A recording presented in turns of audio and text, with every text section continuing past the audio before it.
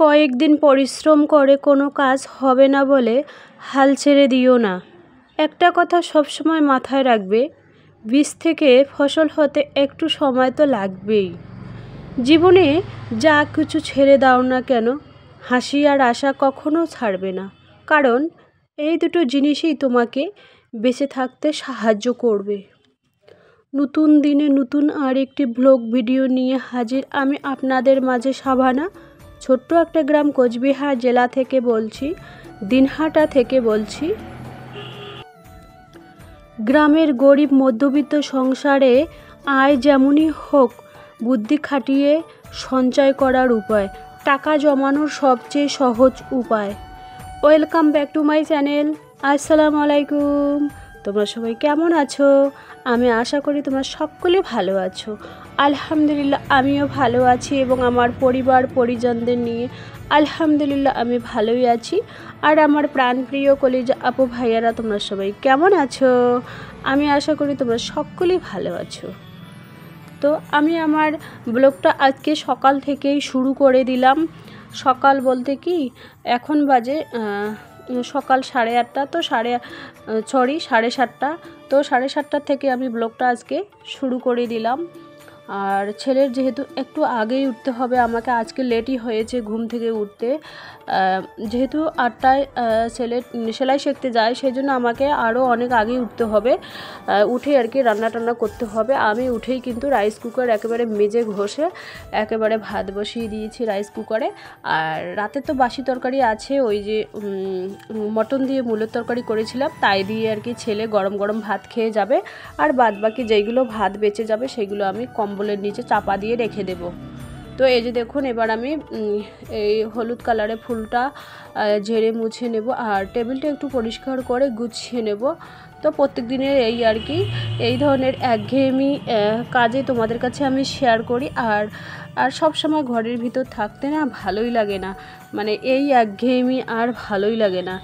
6 মাস অন্তর অন্তর একটু ঘুরতে গেলে ভালোই হয়। বিদেশে একটু ওই বিদেশে বলতে ভুল, মানে একটু আর কি ঘুরতে, মানে এখানে ওখানে আশেপাশে একটু ঘুরলে না নিজেকে খুব ভালো লাগে। আর আমাকেও ভালো লাগে না। আর সপ্তাহে একদিন বা 10 দিনে একদিন আমি সবসময় যাই না, কারণ যখন ব্যাগের ডেলিভারি হয় তখনই কিন্তু আমি এখানে ওখানে যাই, ব্যাগ দিতে যাই। ওই পাশ দিয়ে আমার ঘোরা হয়ে যায়। তো বেশি আমি ঘোরা পছন্দ করি, কিন্তু পছন্দ করলে তো হবে না, টাকা লাগবে। ঘুরতে গেলে টাকা লাগবে, যেমন আয় সেরকম ব্যয় করতে হবে, তাই না? তো আর একটা কথা তোমাদের বলছি, আয় যেমনই হোক, বুদ্ধি খাটিয়ে সঞ্চয় করার উপায়, টাকা জমানোর সবচেয়ে সহজ উপায়। তোমাদের একটা কথা বলছি আমি, আয় যেমনই হোক, ছোট আয় হোক আর বড় আয় হোক, তো টাকা জমানো না সেটা নিজের কাছে। হ্যাঁ, ধরো কারো ইনকাম কম কারো বেশি, ধরো আমারই ক্ষেত্রে বলছি, আমার হাজব্যান্ড যেমন আমাকে 7,000 টাকা মাসে তুলে দেয় মাসের শেষে। তো আমাদের আয় কম, সেজন্য ব্যয়ও কম। তো আমি না ওখান থেকে ওই 7,000 টাকা থেকেও কিন্তু আমি 200 হলেও সেভ করতে পারি আর 100 হলেও সেভ করতে পারি। কীভাবে সেভ করি তোমাদের আমি বলছি, খোলাখুলিভাবে বলছি আর কি। তা মনে করো এখন তো আমি একবেলা হলেও গ্যাস বাঁচাচ্ছি, বা ইন্ডাকশান কারেন্টের বিল কম হচ্ছে, কারণ যেহেতু আমি একবেলা হলো মাটির উনুনে রান্না করি, ওখান থেকে কিছু হলেও টাকা সাশ্রয় হচ্ছে, জমা হচ্ছে। আর এটাই কিন্তু আর কি সহজ উপায় আমি আর কি তোমাদের কাছে শেয়ার করি। আমি ওই ঠান্ডা দিনে না আমি একবেলা হলেও রান্না করব মাটির উনুনে। আর প্রত্যেক দিনে না পারলেও একদিন পর পর আর কি রান্না করব, যখন ওই কাঠখড়িগুলো মানে শেষ হয়ে যাবে মায়ের কাছ থেকে নিয়ে আসবো। মা কিন্তু আমার দেয় সন্ধ্যার সময়, যেহেতু আমার বাসায় আসে, তো ওই ব্যাগের মধ্যে 2-3 কিলো বা 5 কিলো কাঠখড়ি নিয়ে আসে আমার জন্য। তো এভাবে আমি না 10 টাকা হলেও এখান থেকে আমি সঞ্চয় করতে পারবো। এটা আমার একটা সহজ উপায়, আমি তোমাদের বলছি আর কি আমার ক্ষেত্রে, আমি কারো ক্ষেত্রে বলছি না, আমি যেভাবে আর কি সহজ উপায়ে টাকা জমাই সেটাই আর কি। এত টাকা, তোমরা তো বলতেই পারো যে আপু এত টাকা জমিয়ে কি করবে। শোনো, আমি তো একবারে কোনো মাসে 2000ও জমাই না, কোনো মাসে 500ও জমাতে পারি না। আমি কিন্তু টুকিটাকি জমাই 100, 200, 300 এভাবে, বড় জোর 500 এরকম করে আমি জমাই না। এখন থেকে আমি ওই যে আমার লক্ষ্মীর ভাণ্ডারের টাকা পাই, ওখান থেকে আমি আমার প্লাস্টিকের যে আমার ব্যাংকটা আছে ওখানে আমি কিন্তু 500 টাকা কচকচে নতুন নোট ফেলি। আবার 20 টাকা করে আগে ফেলতাম, এখন 20 টাকা করে ফেলি না, যেহেতু অল্প অল্প টাকা ফেললে কিন্তু একবারে আমার প্লাস্টিকের ভাতটা ভর্তি হয়ে যাবে। সেই জন্য আমি দুটো 500 টাকা কচকচা ফেলবো, আর 20 টাকা করে হলে হয় 600 টাকা। তো এভাবে আর কি অল্প অল্প করে জমিয়ে কিন্তু একদিন বিশাল আকার ধারণ করবে, মোটা অঙ্কের টাকা ধারণ করবে।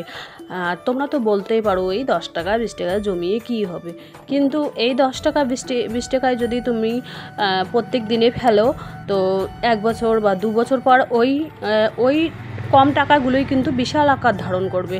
ওখান থেকে তুমি তোমার প্রয়োজন মতো জিনিস কেনাকাটা করার পরও তোমার কিন্তু বেঁচে যাবে অনেক টাকা। আর এখন থেকে আমি মাথায় একটাই বুদ্ধি আনি যে দেখুন, মানে আমার তো জামা কাপড় অনেক আছে, আলহামদুলিল্লাহ ভালোই আছে। আমার কিন্তু কুর্তি অনেক আছে, ওই 25টা 30টা কুর্তি হয়ে যাবে, লেগিংস কম আছে, ওড়নাও কিন্তু অতগুলোই আছে। তো এখন থেকে আমি টার্গেট নিয়েছি এখন আর জামা কাপড় কোনো কিনবো না। আর তুলে রাখা বিয়ে শাদি বাড়ি এখানে ওখানে যাওয়ার জন্য 3-4টে কিন্তু তুলে রাখার জন্য জামা আছে, আর আলহামদুলিল্লাহ ভালোই আছে। আর জ্যাকেট আমার কিন্তু জ্যাকেট আর কোট মিলে কিন্তু 3টা আমার তুলে রাখার জন্য আছে, আর 6টার গায়ে পরার জন্য এই পাশে 2-3টা আছে। ওইগুলো দিয়ে হয়ে যাবে 2 বছর, যদি নাও কিনি না তো ওইগুলো দিয়েই চলে যাবে। তো এখন থেকে আমি টার্গেট নিয়েছি না, আর বেকার টাকা আর খরচ করব না। মানে 10 টাকা হলো এভাবে আর কি প্লাস্টিকের অ্যাকাউন্টে জমিয়ে রাখবো। তো এটাই আর কি, নিজের ব্রেনটা প্রথমে ফ্রেশ করতে হবে যে কিভাবে সঞ্চয় করব অল্প আয়ে। তো নিজেকে প্রথমে ম্যানেজ করে নিতে হবে, তারপরে কিন্তু জমানোর প্রশ্নটা, তাই না? তো কারো হাজব্যান্ড কোনো মাসে 15,000 তুলে দেয়, কোনো মাসে 20,000 তুলে দেয়, 25,000। আমাদের সেরকম সামর্থ্য নেই। তো কম সামর্থ্যের মধ্যে কিন্তু আমাকে ম্যানেজ করে নিতে হবে, যেহেতু আমরা গ্রামের গরিব মধ্যবিত্ত সংসার থেকে আর কি। সেই জন্য আমাদের এইভাবে আয় যেমনই হোক বুদ্ধি খাটিয়ে সঞ্চয় করার উপায় বার করতে হবে। আর টাকা জমানোর সবচেয়ে সহজ উপায় নিজেকেই ম্যানেজ করে নিতে হবে। আর এখানে দেখতে পাচ্ছেন আমি আর কি সেলাই মেশিনগুলো মুছে নিচ্ছি।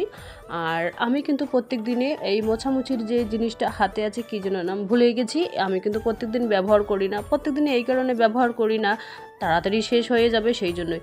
আর এই যে দেখুন ছেলে রেডি হয়েছে আর কি, ও সেলাই কাজ থেকে এসে আবার যাচ্ছে স্কুলে। ওই যে ওর বন্ধু আসছে, ব্যাগটা রেখেই চলে গেল। এই দেখুন দোকানের সামনটা তোমাদের এক ঝলক দেখিয়ে দিলাম, আর এই যে দেখুন ভিতরটাও দেখিয়ে দিলাম। আজকে কিন্তু আলহামদুলিল্লাহ ভালোই রোদ উঠেছে, করে রোদ উঠেছে। আজকে রোদের মধ্যে 10-15 মিনিট বসে থাকবো, আধা ঘন্টা বসে থাকবো। রোদের মধ্যে বসে কমলা লেবু খাওয়ার মজাই আলাদা। আর শীতের মধ্যে যদি রোদের মধ্যে বসে কমলা লেবু খাওয়া না হয় তাহলে শীতটাই বেকার যায়, পুরো শীতটাই যেন বেকার হয় এরকম লাগে আমাকে। তো এবার আমি বাইরের টেবিলটা মোছামুছি ঝাড়াঝাড়ি করে, ছেলে আজকে ভুলেই গেছে, মেয়েও ভুলে গেছে, ওই ডিস্টিল ওয়াটারগুলো এগুলো কিন্তু আমরা বিক্রি করি টোটোর পানি। তো এই যে দেখুন এবার আমি দোকানের বাইরেরটা একটু ঝাড়ু দিয়ে নিচ্ছি। তো তোমাদের আমি এক ঝলক দেখিয়ে দিচ্ছি। বর্তমান ফ্রিজটা বন্ধ আছে, ঠান্ডার দিন যেহেতু পড়েছে ফ্রিজটা বন্ধ হয়েছে। এই ঠান্ডার সময় না ফ্রিজটা আমি বিক্রি করব। আর এখানে দেখতে পাচ্ছেন আমি মোবাইলে দেখেছি, ইউটিউবে দেখেছি মুড়ি ভাজা, লবণ দিয়ে মুড়ি ভাজা। তো এই যে দেখুন এখানে লবণ ভেজে নিচ্ছি, তার একটু করে চাল দিয়ে ভাজছি। বিলকুলই কোনো কাজে আসছে না, এখন কালো হয়ে গেছে, লাল হয়ে গেছে, মুড়ির কোনো আতাপাতাই নেই। তো বেকার, মানে 250 গ্রাম চাল ভিজে রেখেছিলাম লবণ দিয়ে, এই যে দেখুন ভাজতেছি। তো পুরো প্ল্যানটাই আর কি ফেল হয়ে গেল, ভালো হচ্ছে না মুড়ি আর কি। আর এই চালগুলো তো কালকে আমি রাতেই ভেজে নিয়েছি মাটির উনুনে, আর মূলোর তরকারিটা আছে। তো আজকে আমি রান্না করব কি জানো, একটা পদেই রান্না করব, সেটা হচ্ছে এই যে দেখুন মা মটন দিয়ে গেল কারো দাঁড়ায়, আমার ভাই ছেলের হাতে দিয়ে পাঠালো কাঁচা মটন। তো ওইটু কেটে লাউ কেটে নিলাম, ওখানে ডাল দেব। আর মূলোর তরকারিটা যেটা আছে সেটা, কালকের মাংস, এটা সিদ্ধ করে নিলাম, কেটে নেব। আর এখানে মশলা বাটছি, সব সবজিপাতি দিয়ে একটু মটন দিয়ে রান্না করব।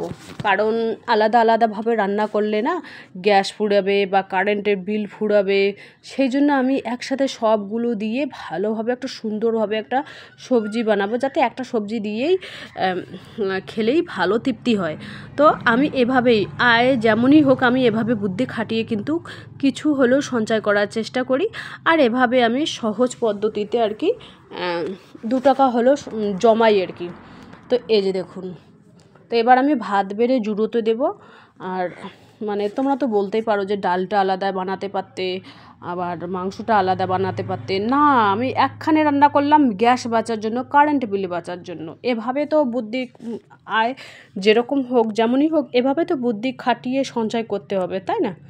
তো এবার আমি মুরগিদের খেতে দেবো। ওই যে লাউয়ের ছিলকে টিলকেগুলো, এখানে ধান আর অল্প আছে, মুরগিদের ধান শেষ হয়ে গেছে, এখন 2 বস্তা ধান কিনতে হবে। এখানে ছাই দেখতে পাচ্ছেন কাল রাতে তুলে রেখে দিয়েছে, সেই ছাইগুলো আমি বেগুনের চারার নিচে দেবো, ওল গাছে দেবো, আবার কী যেন লাউয়ের চারার নিচে দেবো, আবার ধনেপাতা ছোটো ছোটো হয়েছে ওইখানে দেবো। ছাই দিলে না খুব সুন্দর হয়, গাছগুলো বৃদ্ধি হয়, খুব সুন্দর হয়, ভালোই সতেজ হয়ে ওঠে। এই দেখুন বেগুনের চারা এখন 4-5টা হয়ে গেছে, মানে বড় হোক একদিনে 4-5টা ছিঁড়িয়ে এনে রান্না করব, সেটাও তোমাদের কাছে আমি শেয়ার করব। আর ছাদ বাগানের বেগুন টেগুন হলে না খুবই ভালো লাগে। আর তাজা তাজা ফ্রেশ ফ্রেশ বেগুনের চপ খাও আর ভর্তা খাও, খুব কিন্তু টেস্ট লাগে। তো এই যে দেখতে পাচ্ছেন আমার গোসল টোসল ছাড়া হয়ে গেছে, কাপড় চোপড় শুকাতে দিয়েছে। এবার আমি মুরগিদের খেতে দেব। তোমাদের এক ঝলক মুরগিদের দেখে না দিতে পারলেই আমার ভাতে হজম হয় না। তো কোনো দিন করে দেখাতে পারি না, আর প্রত্যেক দিনে দেখানোর চেষ্টা করি। যেদিন যেরকম কাজের চাপ সেদিন সেরকমভাবে আমি শেয়ার করি। আর এখন আমি এই যে বেগুনের চারাটা মানে ফলটা বেগুনটা দেখিয়ে দিলাম। এই যে দেখুন 4-5টা হয়েছে, খুব সুন্দর আর কি, তাজা তাজা হয়েছে। আর কবিতরদের তোমাদের এক ঝলক দেখিয়ে দিলাম, এখানে ছোট ছোট চারাগুলো দেখিয়ে দিলাম, ওই ধনেপাতা। আর এটা হচ্ছে সন্ধ্যার টাইম, তো গুড ইভিনিং, এখন বাজে সন্ধ্যা 6:30। তো এখন চা করে নিচ্ছে। আজকে আব্বা মা নেই, আসেনি, তো আজকে ছেলে মেয়ে আমরা 3জনেই আর কি চা দিয়ে মুড়ি খাবো। এই যে দেখুন ছেলে বসে আছে, তো চা আমি ওই পাশে আর কি নিয়ে আসলাম। তো এখানে আমি কাঁথাও সেলাই করব, চা খাবো, মুড়ি খাবো, আর বাইরের ঝলকটাও দেখিয়ে দিলাম। টাটা, আল্লাহ হাফেজ।